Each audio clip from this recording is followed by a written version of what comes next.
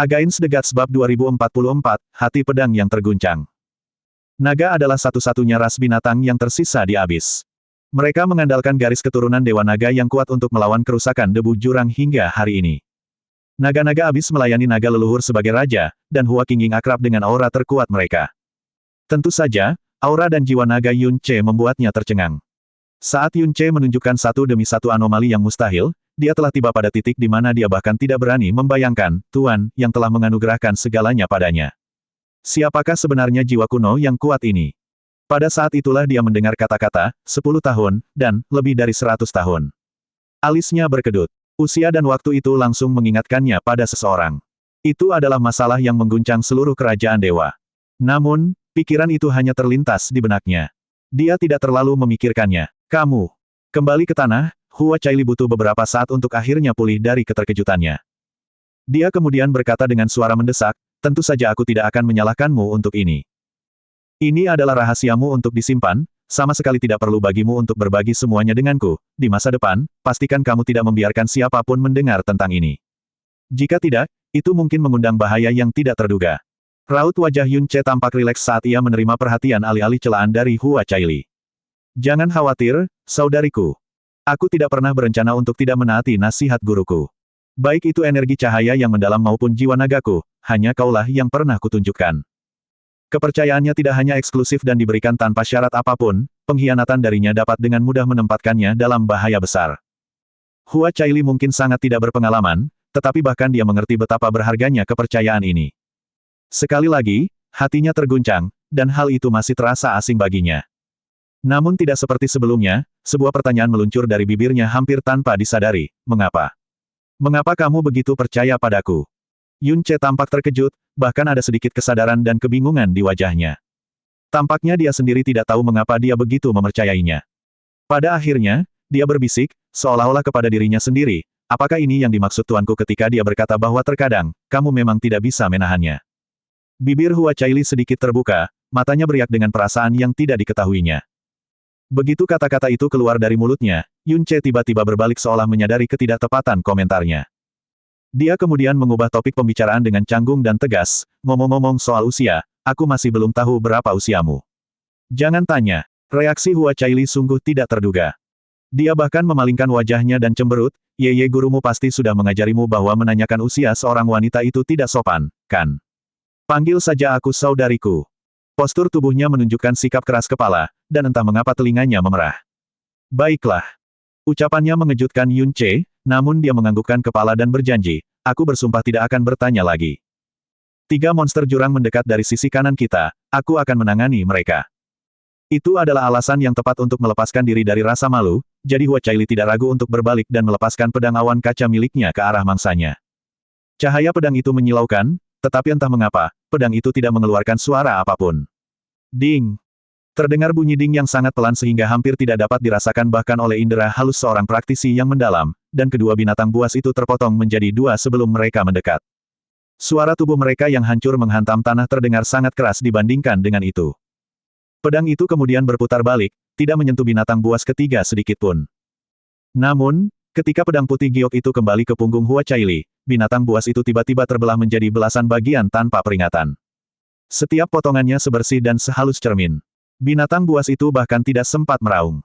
Ia hancur menjadi debu saat menghantam tanah. Belum lama ini Hua Caili menguasai pedang pertama dari pedang pemecah langit, tetapi ia telah berkembang dengan sangat pesat. Tekniknya pun semakin lama semakin tidak terlihat. Di kabut tak berujung, keributan sekecil apapun dapat menimbulkan bahaya. Oleh karena itu, ini adalah tempat terbaik baginya untuk melatih pedang barunya. Hua Caili ingin menyelesaikan dasar-dasar ilmu pedang sebelum perjalanannya berakhir. Ia yakin keberhasilannya akan memberikan kejutan yang menyenangkan bagi ayahnya. Menakjubkan. Di sampingnya, Yun Ce menghela napas heran saat dia mengalihkan pandangannya dari binatang buas jurang yang mati. Dia kemudian menatap pedang awan berkilau di belakangnya dan bertanya, aku penasaran sejak awal, tapi pedang jenis apa yang sedang kamu latih, saudariku?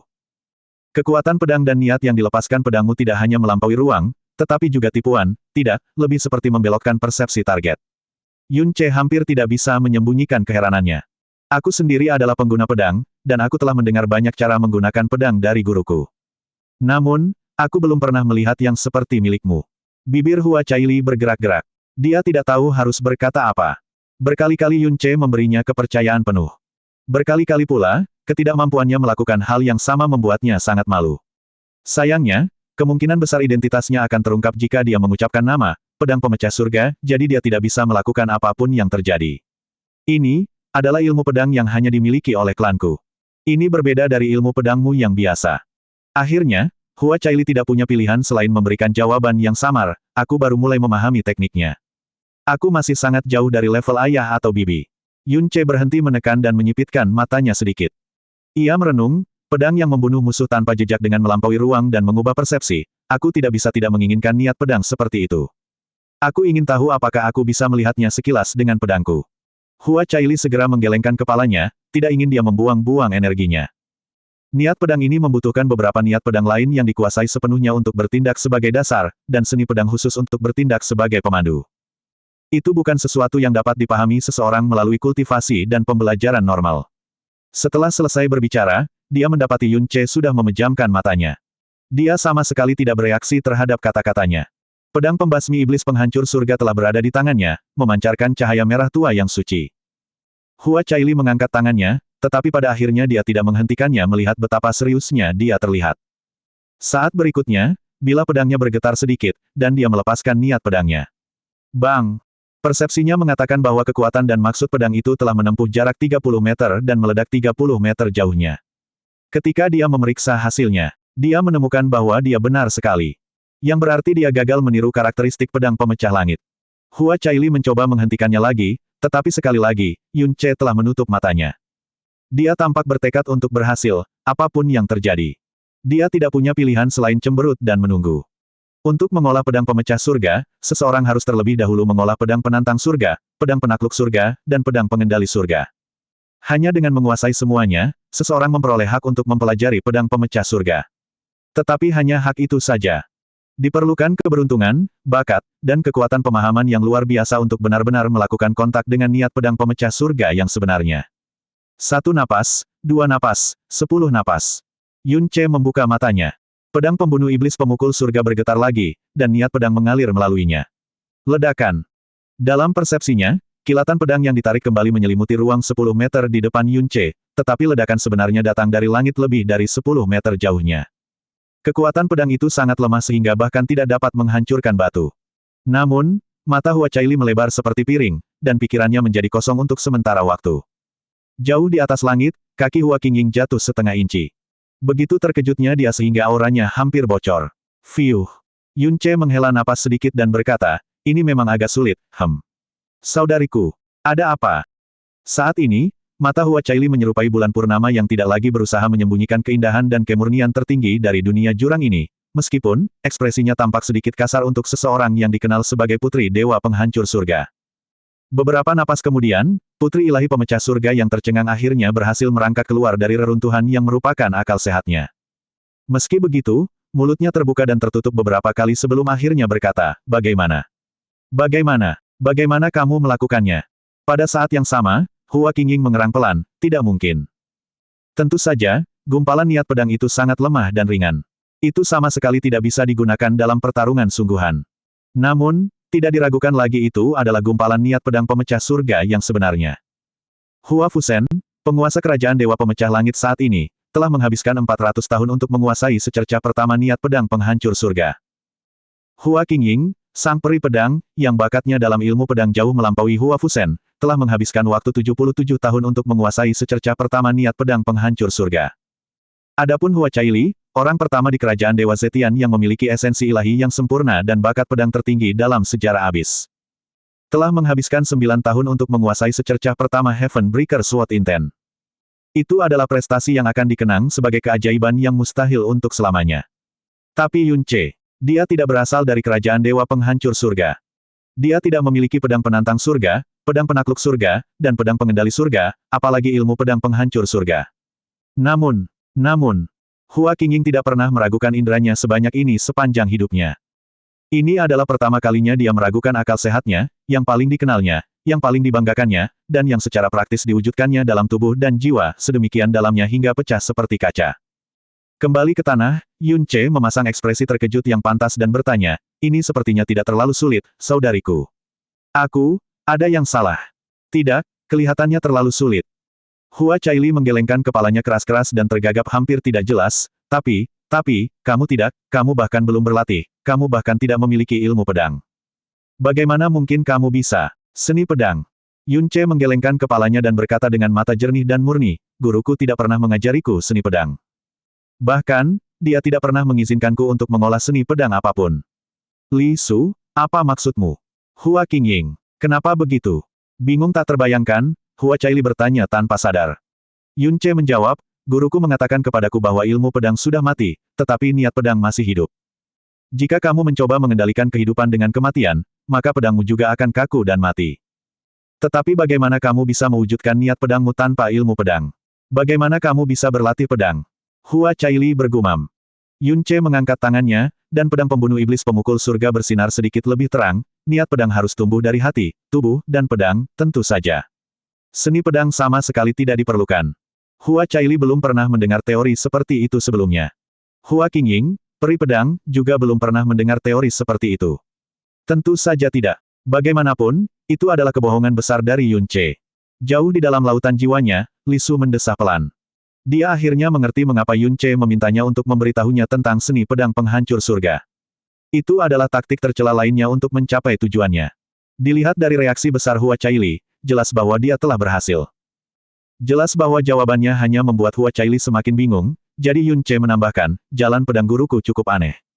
Butuh waktu bertahun-tahun bagiku untuk akhirnya memahami sedikit saja. Setelah hampir mencapai apa yang disebut, alam kecocokan, yang diucapkan guruku, aku memperoleh kemampuan untuk memahami niat pedang orang lain, melampaui kebutuhan akan dasar pedang dan seni pedang, dan mengeksekusinya melalui hati pedang dan tubuh pedangku. Kalau tidak, saya tidak mungkin bisa melakukan apa yang saya lakukan. Hua Caili tidak dapat memahami apa yang dikatakannya. Menurutnya, itu adalah pengetahuan tingkat tinggi yang jauh di luar kemampuannya untuk dipahami saat ini. Jika Yun Ce adalah orang lain, dia akan menganggapnya sebagai omong kosong dan langsung melupakannya. Namun, dia baru saja menyaksikan Yun Ce melepaskan seberkas pedang penghancur surga dengan matanya sendiri, jadi bagaimana mungkin dia meragukannya. Itulah sebabnya gaya bertarungku agak muluk dan tak terkendali. Aku tidak pernah membiarkan ilmu pedang mengikat pedangku. Ia melanjutkan, niat pedang saudariku misterius, tidak dapat dijelaskan, dan menakjubkan, tetapi jelas juga tidak cocok untukku. Aku yakin itu lebih cocok untuk peri penari sepertimu. Ia bicara dengan santai dan mudah, seolah tak peduli bahwa setiap kata yang diucapkannya menghancurkan hati pedang Hua Caili. Bersihkan hatimu. Suara Hua Qingying tiba-tiba muncul di telinga Hua Caili. Bagaikan mata air pembersih, perintahnya membasahi mata dan lautan jiwa Hua Caili serta membersihkannya dari kegelapan. Dia adalah pria luar biasa yang teknik pedangnya yang luar biasa hanya berlaku untuknya. Jangan pernah meragukan hati pedangmu sendiri karena keunikannya. Nasihatnya dengan cepat menghilangkan pikiran-pikiran tak diinginkan yang sebelumnya mengganggu pikiran Hua Caili. Namun, itu tidak mungkin menghilangkan rasa takjub yang terus-menerus menumpuk di dalam hatinya. Bab 2045, Riak. Luar biasa. Kamu benar-benar luar biasa. Dari sudut pandang Hua Caili, Yun Ce telah menunjukkan seni pedang penghancur surga hanya dalam beberapa napas setelah melihatnya, dan tidak diragukan lagi bahwa prestasi ini telah sepenuhnya melampaui ranah mengesankan, atau jenius. Bahkan, keajaiban, tampak seperti deskripsi yang kurang bersemangat. Sebagai seseorang yang berdiri di puncak dunia sejak usia muda, memuji dan mengagumi orang lain adalah dua hal yang hampir tidak pernah ia lakukan. Tentu saja, ia tidak dapat menemukan kata-kata atau perilaku yang diperlukan untuk mengungkapkannya dengan tepat. Namun sekali lagi, dia ragu bahwa putra dan putri ilahi dari kerajaan para dewa pun dapat melakukan apa yang tidak dapat dilakukannya. Tidak, gurukulah yang hebat, jawab Yun Ce rendah hati. Hua Caili berkata dengan takjub, gurumu pastilah seorang pria luar biasa yang melampaui imajinasi. Aku mungkin salah, tetapi rasanya pencapaiannya dalam ilmu pedang, bahkan lebih hebat daripada Bibi. Kata-katanya tidak mengganggu Hua Qingying. Bagaimanapun, dia tahu bahwa yang terjadi adalah sebaliknya. Guru, Yun Ce jelas tidak ahli dalam ilmu pedang. Siapakah sebenarnya? Alasan terbesar mengapa dia memerintahkan Hua Caili untuk melakukan perjalanan dengan Yun Ce adalah untuk secara bertahap mengungkap identitas Tuan misteriusnya. Sudah hampir setengah bulan sejak perjalanan dimulai. Sekarang, dia benar-benar mulai merasa takut. Itu karena pikirannya, meskipun telah berupaya sekuat tenaga, telah membawanya pada jawaban yang paling jauh dan mustahil. Yang mereka katakan mengendalikan semua elemen di zaman kuno, yang mereka sebut sebagai Dewa Pencipta. Hua Caili melangkah maju mendekati Yun Ce dan berkata dengan penuh harap, Tuan Muda Yun, aku tidak mengerti bagaimana kau bisa menggunakan seberkas niat pedang itu. Bisakah kau mengajariku? Ah, tidak apa-apa jika kau menolakku. Aku baru menyadari bahwa itu adalah permintaan yang sangat tidak masuk akal. Semua keturunan dari garis keturunan Zetian terobsesi dengan pedang, dan Hua Caili tidak terkecuali. Dia hampir tidak percaya bahwa dia menanyakan sesuatu yang dia tahu benar-benar tabu di antara para praktisi yang mendalam, apalagi para pendekar pedang. Namun saat dia menghentikan dirinya sendiri, sudah terlambat. Dia tidak bisa menahan diri untuk tidak mencaci dirinya sendiri karenanya. Aku, Yun Ce tampak ragu-ragu, bukannya aku tidak ingin membantumu, tapi... Tidak apa-apa, tidak apa-apa. Wajah Hua Caili berubah merah padam, aku seharusnya tidak. Saudariku, kata Yun Ce lembut untuk meluluhkan penyesalan Hua Caili, aku tidak akan menahan apapun yang bermanfaat bagi kultivasimu. Aku tidak akan ragu sedetik pun. Tatapan dan kata-kata Yun Ce menenangkan Hua Caili, tetapi pada saat yang sama, hal itu juga menyebabkan jantungnya berdetak sedikit lebih cepat. Dia tidak mengerti mengapa. Hanya saja pedangku tidak memiliki bentuk maupun seni. Pedangku sepenuhnya bergantung pada pencerahan dan kecocokanku dengan pedangku. Dengan mengingat hal itu, tidak ada hal yang dapat kukatakan kepadamu. Pada saat itulah dia teringat sesuatu dan bersemangat. Begitulah katanya, ketika guruku mengajariku pedang, dia akan memanggil niat pedangnya dan mengedarkannya ke seluruh tubuhku sehingga aku dapat merasakannya. Begitulah cara aku secara tidak sadar memperoleh apa yang kumiliki. Dia mengangkat pedang pembunuh iblis pemukul surga sekali lagi. Bagaimana dengan ini? Aku akan mengedarkan niat pedangku beberapa kali, dan susterku dapat mencoba merasakannya. Jika kamu berhasil melihat setitik pencerahan darinya, maka aku akan sangat tersanjung. Sebelum Hua Caili sempat menjawab, Yun Ce menutup matanya dan mengedarkan niat pedangnya. Hua Caili buru-buru memusatkan perhatiannya dan menatap Yun Ce dengan kedua matanya dan persepsi keilahiannya. Bang! Seberkas kekuatan pedang membubung ke langit, tetapi tanah di bawah kakinya yang terputus. Itu adalah seni pedang penghancur surga yang lemah yang pernah dia gunakan sebelumnya, meskipun Hua Caili tahu bahwa itu lebih kuat. Pedangnya berputar sebelum menunjuk ke langit. Saat pedangnya bergetar, garis merah muncul di langit. Namun, tanah sekitar 20 meter di belakangnya yang teriris. Tepat saat dia mengubah pendiriannya lagi dan bersiap untuk menunjukkan niatnya untuk ketiga kalinya, dia mendengar Hua Caili berbisik dengan sangat takut-takut, Tuan Muda Yun, bolehkah saya?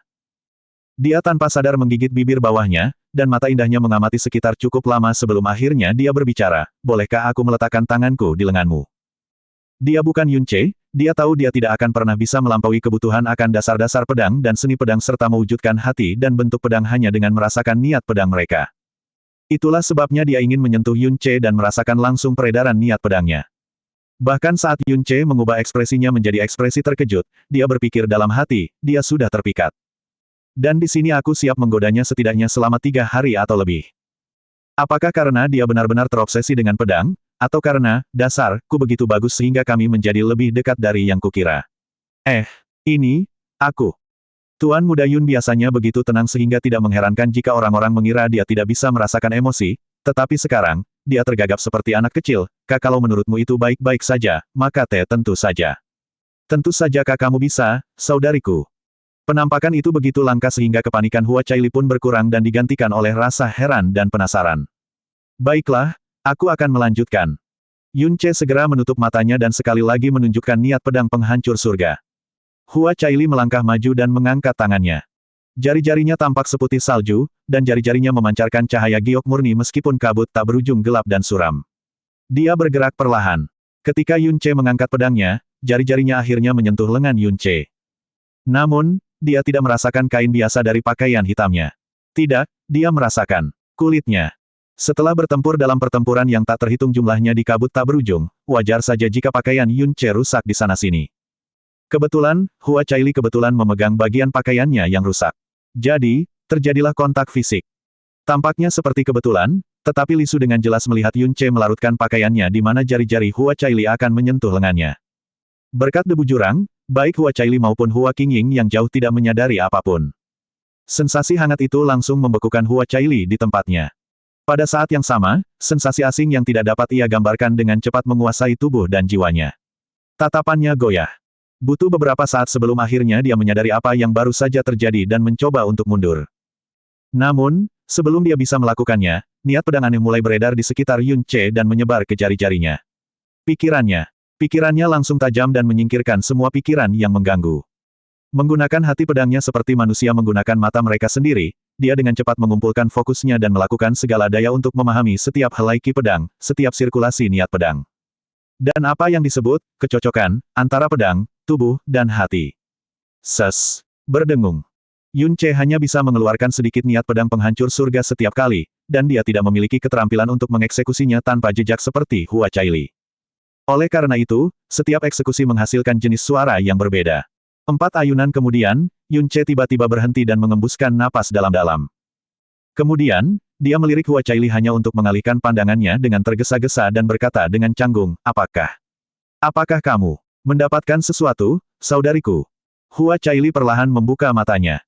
Jantung pedangnya masih terfokus, dan kabut tipis tampak menutupi matanya saat dia bergumam, ya. Ya dan tidak, Baru sekarang dia ingat bahwa dia menyentuh Yun Ce secara langsung dan berteriak kaget. Dia buru-buru menarik jarinya, tetapi entah mengapa ujung jarinya terasa hangat secara tidak wajar. Tidak hanya itu, rasanya menggelitik hati dan jiwanya serta mempercepat detak jantungnya.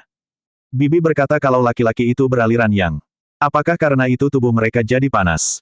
Pikirnya asal-asalan. Tapi itu tidak masuk akal. Tangan ayah tidak pernah membuatku merasa seperti ini. Seolah tak menyadari perasaannya, mata Yun Ce berbinar mendengar jawabannya, benarkah?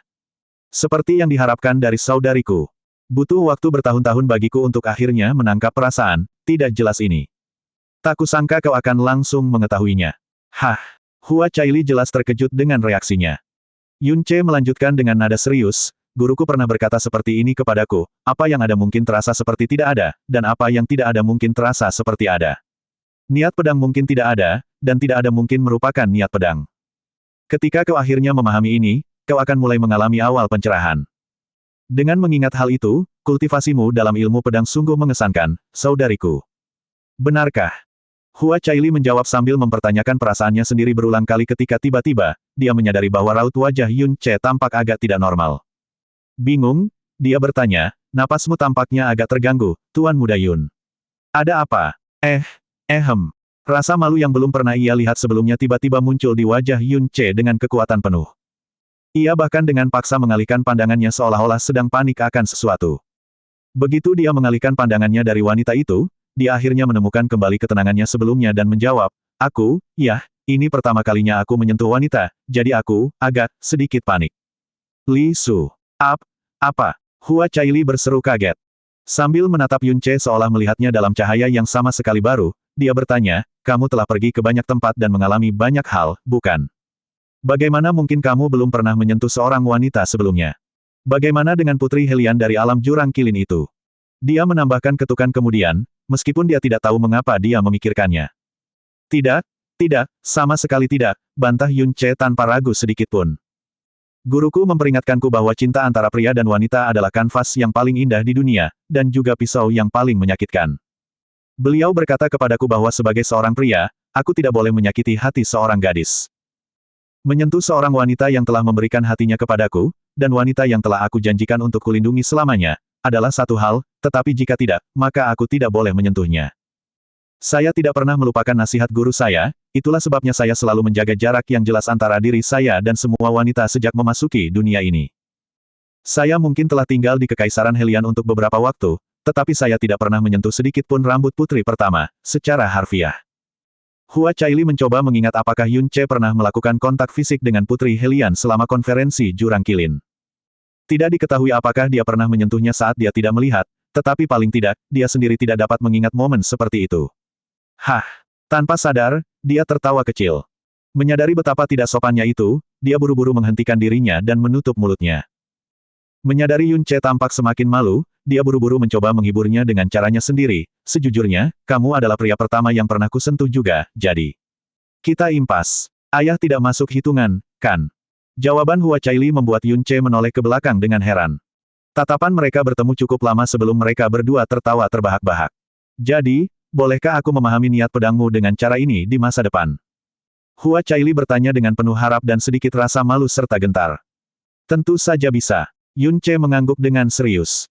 Kabut tak berujung itu gelap, tak berangin, dan mati. Namun, ada sesuatu yang pasti beriak saat ini. Jauh di atas langit, Hua Qingying mengerutkan kening seolah-olah khawatir akan sesuatu. Namun pada akhirnya, alisnya yang berkerut mengendur, dan dia menghela napas. Hua Caili baru saja menguasai gaya pertama dari seni pedang Zetian, dan sudah seharusnya ia fokus untuk memperdalam penguasaannya sekarang. Namun, ia tak kuasa menahan diri untuk tidak tertarik pada cara pedang Yun Ce yang aneh. Gangguan merupakan hal yang tabu, terutama bagi seseorang yang berlatih pedang. Di sisi lain, Yun Ce adalah sosok yang aneh, bahkan melampaui imajinasi terliar seseorang. Siapa tahu, mungkin Caili benar-benar dapat belajar sesuatu dari Yun Ce dan mengalami keuntungan besar sebagai gantinya. Dia seharusnya menjaganya secara rahasia dan tidak mengambil keputusan untuknya, jadi dia akan melakukan hal itu. Abis, kerajaan kupu-kupu burung hantu. Seorang pria berjalan melintasi koridor. Sosoknya tinggi, ramping, dan berambut hitam panjang. Ia mengenakan jubah hitam longgar yang dipenuhi pola-pola iblis yang paling mulia. Wajahnya tampak seperti dipahat dari batu, tajam dan dingin. Matanya yang hitam menyerupai 10.000 malam yang saling tumpang tindih. Langkah kakinya lambat, tetapi setiap kali kakinya mendarat di lantai, langit biru di atas kepalanya tampak sedikit gelap. Alasannya sederhana. Dia memiliki martabat dan kekuatan dewa di tubuhnya. Dia adalah dewa kerajaan kupu-kupu burung hantu, Pan Yuseng. Di belakangnya ada seorang pria setengah baya jangkung dengan gaya rambut dan jubah yang sama. Kekuatan iblis yang sangat besar mengalir di sekujur tubuhnya. Kedua lelaki itu menatap ke depan. Mereka melihat seorang pemuda terkulai lemas di pintu masuk aula seperti lumpur. Wajahnya memerah, dan matanya redup dan tidak fokus. Ia memeluk kendi anggur besar di pangkuannya, dan tubuhnya basah kuyup dari kepala sampai kaki karena anggur. Bahkan rambutnya pun basah kuyup. Orang bisa mencium baunya dari jauh, jauh sekali. Anggur legendaris yang diminum pemuda itu disebut, not even atau Sandreams, yang berarti bahwa 1000 mimpi pun tidak cukup bagi peminumnya untuk terbangun kembali ke kenyataan.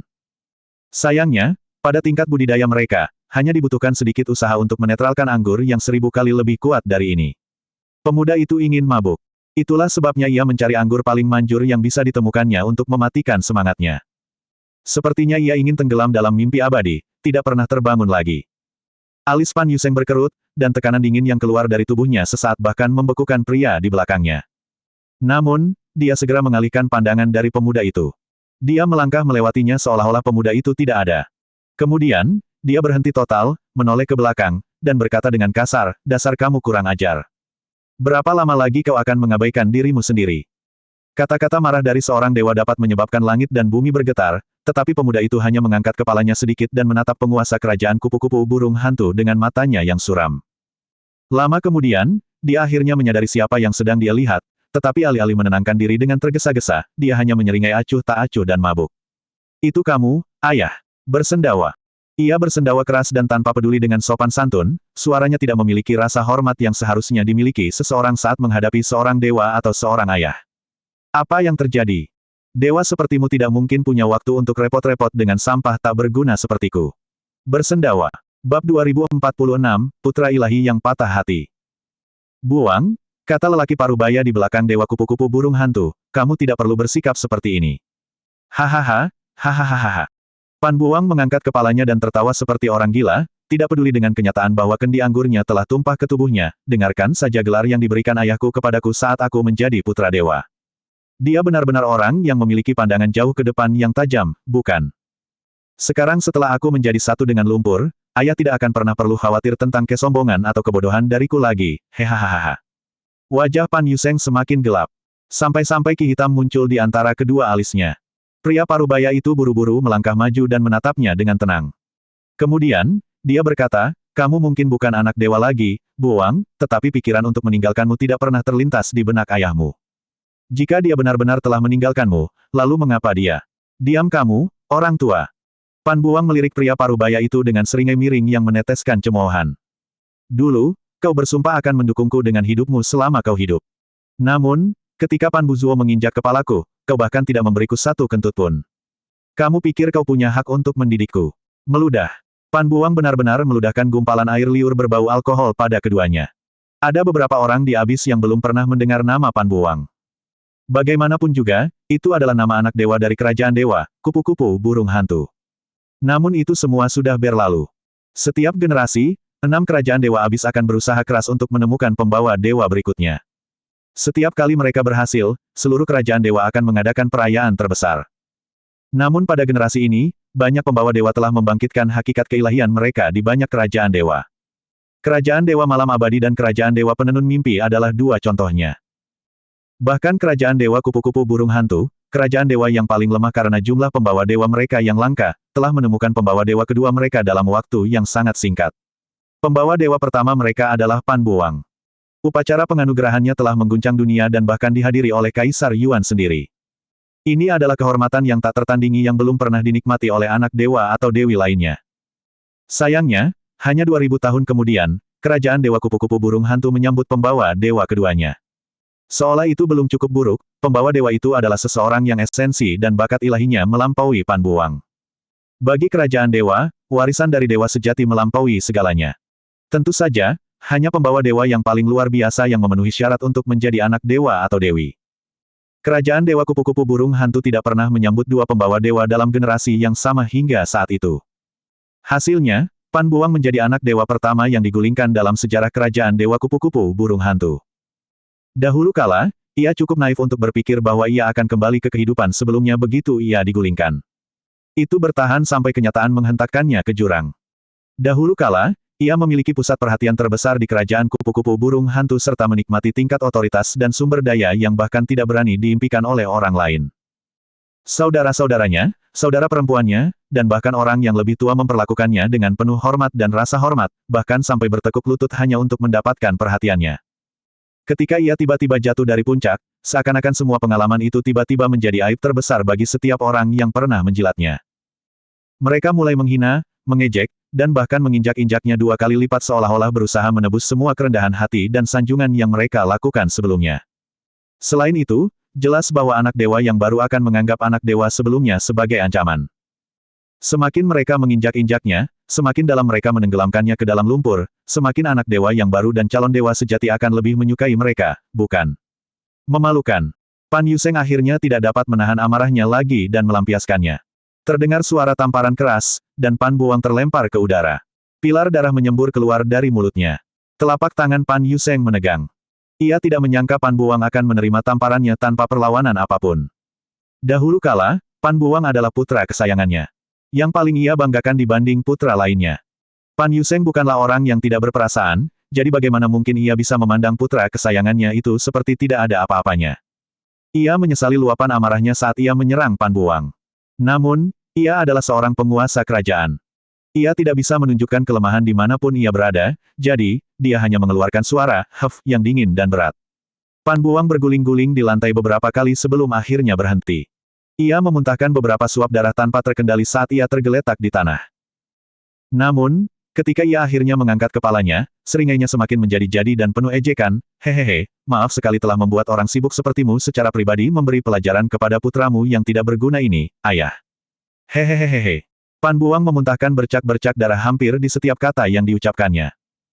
Pan Yuseng mengalihkan pandangan dan sedikit melembutkan nadanya, "Aku tahu kamu merasa sedih, Buwang, tetapi warisan kerajaan dewa lebih penting daripada apapun. Kamu harus memahami ini."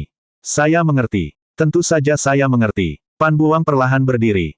"Bohong kalau aku bilang aku tidak punya perasaan negatif terhadap pencopotanku, tapi aku juga tidak punya niat buruk atau kebencian terhadap keputusan itu. Kamu benar. Warisan kerajaan dewa lebih penting dari apapun. Kalau ada pembawa dewa yang lebih hebat dariku, tentu saja dialah yang seharusnya menjadi pembawa warisan dewa yang baru. Tentu saja aku harus menyerahkan jabatanku kepadanya. Aku bahkan bisa menerima mereka yang dulu bersujud di hadapanku seperti mereka adalah tanah di bawah kakiku yang melakukan segala cara untuk menghancurkan martabat dan kehormatanku 1000 kali lipat. Aku mungkin bukan anak dewa lagi, tetapi aku tetaplah orang yang telah membangkitkan esensi ilahiku. Jika diberi cukup waktu dan usaha, pencapaianku pasti akan membungkam mulut mereka dan membuat mereka menyesali reaksi menjijikkan mereka 1000 kali lipat." Pan Buwang tiba-tiba mendongak, dan matanya berubah merah karena darah yang menetes dari mulutnya. "Tapi kenapa, membunuh ibuku?" Pan Yuseng berkata dengan serius, "Sudah kubilang. Ibumu menjadi sakit mental karena terlalu berat baginya untuk menanggung kejatuhan dari kemuliaan. Itulah sebabnya dia bunuh diri. Itu tidak ada hubungannya dengan siapapun, dan jelas bukan dengan permaisuri ilahi saat ini." "Hehe, hahaha." Pan Buwang tertawa terbahak-bahak, "Apakah kamu mendengar suaramu sendiri? Demi Pan Buzuo, perempuan jalang itu berani mencuri kristal iblis 4 fase milikku, tetapi akhirnya tertangkap oleh ibuku. Mengingat beratnya kejahatannya, sudah sepantasnya ia melumpuhkan seluruh klannya dan menghukum mereka semua untuk diasingkan. Ibu saya adalah wanita yang baik, dan sebagai seorang ibu, dia mengerti mengapa wanita jalang itu melakukan apa yang dilakukannya. Jadi, dia hanya menerima hukuman dengan tangannya. Dia tidak pernah mempublikasikan masalah ini, dan dia tidak pernah menceritakannya kepada Anda. Sayangnya, wanita jalang itu menyimpan dendam yang dalam terhadap ibuku. Sejak hari pertama dia menjadi permaisuri ilahi, dia menghina dan mempermalukan ibuku dengan segala cara. Giginya retak karena terlalu keras menggertakkan giginya. Memang benar dia tidak bisa membunuh ibuku dengan tangannya sendiri, tetapi dia adalah permaisuri ilahi. Satu kata, satu tatapan saja sudah cukup untuk membuat seseorang melakukan pekerjaan kotornya. Apakah Anda benar-benar tidak tahu tentang ini, atau Anda hanya berpura-pura, ayah? Cukup. Pan Yuseng tidak ingin mendengarkannya lebih jauh. Tidak masalah juga, tidak untukku atau kerajaan Dewa Kupu-Kupu Burung Hantu ini. Ini adalah takdir yang diberikan kepadamu, jadi kamu harus menerimanya saja. Satu hal lagi, nada dan posturnya dipenuhi dengan sikap dingin dan kejam seorang dewa yang tak terbantahkan, jangan kira aku tidak tahu mengapa kau bertindak seperti ini. Ya, ibumu adalah salah satu alasannya, tetapi itu juga karena apa yang terjadi pada Shen Wuking, putri dewa malam abadi yang digulingkan, bukan? Saat nama Shen Wuking memasuki telinganya, Pan Buang yang gila membeku seperti disambar petir. Tidak kusangka kamu, mantan anak dewa kupu-kupu burung hantu, rela mengorbankan dirimu sejauh ini demi dua wanita. Hal ini saja sudah mendiskualifikasimu dari gelar anak dewa. Dia mendesah berat lagi sebelum mengibaskan lengan bajunya dan berjalan pergi. Setelah sekian lama, lelaki parubaya itu akhirnya angkat bicara lagi. Yang mulia, Buang bersikap seperti ini karena ia tidak bisa menyesuaikan diri dengan kejatuhannya. Jangan bicarakan dia lagi. Pan Yuseng mengangkat tangannya untuk menghentikannya. Jika dia ingin membusuk, maka dia akan membusuk selamanya. Mulai sekarang, kamu tidak perlu memperhatikannya lagi. Baiklah. Pria parubaya itu mengangguk. Kurasa itu bukan hal yang sepenuhnya buruk. Paling tidak, tidak ada kekhawatiran bahwa dia akan bersaing dengan Bu Zuo dan berpotensi mengacaukan keadaan. Pan Yuseng tidak mengatakan apa-apa, tetapi jelas bahwa dia setuju. Bang! Setelah Raja Kerajaan pergi, Pan Buang ambruk di lantai dan berbaring di sana untuk waktu yang sangat lama. Orang yang tidak tahu lebih baik akan berpikir bahwa dia adalah seorang pemabuk yang minum sampai mati. Satu-satunya hal yang menunjukkan dia masih hidup adalah darah di mulutnya dan air mata mengalir dari matanya. Wuking. Namamu berarti tak berhati, dan mereka semua mengatakan bahwa kamu adalah iblis wanita yang tidak boleh didekati. Ketika aku jatuh dari kemuliaan dan terpuruk, ketika semua orang, saudara laki-lakiku, saudara perempuanku, mereka yang pernah kuanggap sebagai teman-temanku, dan bahkan ayah, mengasihani aku, mengejekku, dan menginjak-injakku. Kaulah satu-satunya yang tatapan matanya tidak berubah saat aku terjatuh, kaulah satu-satunya yang mengulurkan tangan dan menggenggam tanganku saat aku tergeletak di lumpur, kaulah satu-satunya yang benar-benar percaya padaku saat aku mengatakan bahwa ibuku dibunuh oleh wanita jalang itu. Tahukah kamu? Sebagian besar diriku terkejut dan sakit hati saat mendengar bahwa kamu digulingkan sepertiku, tetapi ada satu bagian diriku. Satu bagian diriku yang kecil dan hina. Yang tidak dapat menahan kegembiraan. Bagaimanapun, kita akan memiliki status yang sama. Hubungan kita tidak akan menemui banyak perlawanan seperti sebelumnya.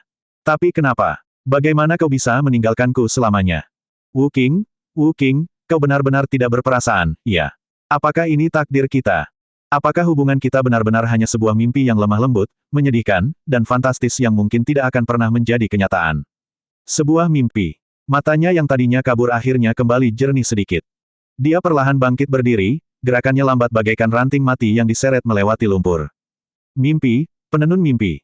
Dia mengangkat kepalanya dan melihat ke kejauhan. Di sana, kerajaan Dewa Penenun Mimpi berada. Mimpi itu baik. Izinkan aku menemuimu sekali lagi, Wuking. Yun Ce duduk bersila di tanah dengan mata tertutup rapat. Dengan Hua Caili yang menjaganya, dia tidak perlu khawatir dengan keadaan di sekitarnya. Sejak ia mulai melakukan perjalanan bersama Hua Caili, ia tidak lagi mengolah kekuatannya. Sebaliknya, ia berfokus pada mengamati aliran debu jurang dan meningkatkan kecocokannya dengan debu jurang tersebut selama meditasinya. Tentu saja, tidak seorang pun dapat mendeteksi proses ini. Tidak seorang pun dapat memahaminya. Tuan Muda Yun, kurasa aku telah memperoleh wawasan baru. Bantu aku. Tiba-tiba, sebuah suara merdu surgawi bergema di telinganya, dan sebelum ia menyadarinya, sebuah tangan yang luar biasa halus dan lembut mencengkeram pergelangan tangannya dan menariknya berdiri. Itu begitu alami sehingga Anda tidak akan tahu apa yang salah dengannya. Sambil menari seperti kupu-kupu, wanita muda itu menusukkan pedang awan berkilau miliknya ke arah Yun Ce. Serangan itu tampak ringan seperti bulu dan sama sekali tidak bersuara, tetapi sebenarnya membawa beban ribuan pedang. Dia jelas bersemangat dan ingin memamerkan terobosan kecilnya. Sudut bibir Yun Ce sedikit melengkung. Tanpa sepatah kata pun, dia mengayunkan pedang pembunuh iblis penghancur surga dan menghadapi berbagai variasi pedang Hua Caili dengan kekuatan kasar. Yang paling sulit adalah mendobrak tabu pada saat pertama kali. Setelah itu, tujuan akhir, seseorang akan terus memudar hingga hal itu tampak seperti hal yang paling wajar untuk dilakukan. Demikian pula halnya dengan hubungan akrab antara dia dengan Hua Caili. Akhir-akhir ini, Hua Caili menghabiskan setidaknya 3/4 jam atau lebih mencengkeram lengan Yun Ce dan berusaha sebaik mungkin untuk memahami apa yang disebutnya, niat pedang kekosongan. Ia telah berubah dari seseorang yang setiap helai rambutnya terlindungi dan terlindungi secara ekstrim, menjadi seseorang yang dapat meraih tangan Yun Ce dan memaksanya untuk berlatih bersamanya tanpa perlawanan apapun. Pedang berat melawan pedang ringan, kekuatan melawan keterampilan. Bentrokan antara dua kekuatan yang berbeda menghasilkan cahaya yang indah dan badai yang menderu di dalam ruang gelap kabut tak berujung. Hua Qingying memperhatikan dengan diam. Dia bisa merasakan dengan jelas bahwa Hua Caili semakin membaik sejak dia mulai melakukan perjalanan bersama Yun Ce. Apakah niat pedang Yun Ce benar-benar bermanfaat baginya? Ledakan. Terdengar ledakan yang memekakkan telinga, dan kekuatan pedang Yun Ce yang dahsyat terbelah menjadi ribuan gumpalan. Gelombang kejut yang dihasilkan menyebabkan pakaian mereka berkibar kencang di udara. Pedang mereka saling bersentuhan, kedua pendekar pedang itu saling menatap sejenak. Hua Caili tersenyum pada Yun Ce dan berkata, jadi, pedangku memiliki lebih banyak variasi daripada sebelumnya, bukan? Dia tidak lagi menerima pujian dan penegasan dari Yun Ce seperti sebelumnya. Pemuda itu menatapnya kosong, seolah-olah dia tidak mendengarnya sama sekali. Awalnya, Hua Caili tidak mengerti mengapa dia bersikap seperti ini. Kemudian, dia menyadari sesuatu dan menyentuh wajahnya. Hanya untuk menemukan bahwa cadar yang biasanya menutupinya tidak ditemukan dimanapun. Bentrokan sebelumnya telah merobek cadarnya. Akibatnya, Yun Ce terpapar pada wajah paling cantik di abis dari jarak dekat. Masih dalam keadaan linglung, dia bergumam seolah-olah pada dirinya sendiri, akhirnya aku mengerti, apa yang mereka maksud dengan bulan di langit, salju di antara awan. Wanita muda itu tanpa sadar menutup mulutnya setelah gagal menemukan cadarnya, tetapi kepanikannya berlangsung sangat singkat.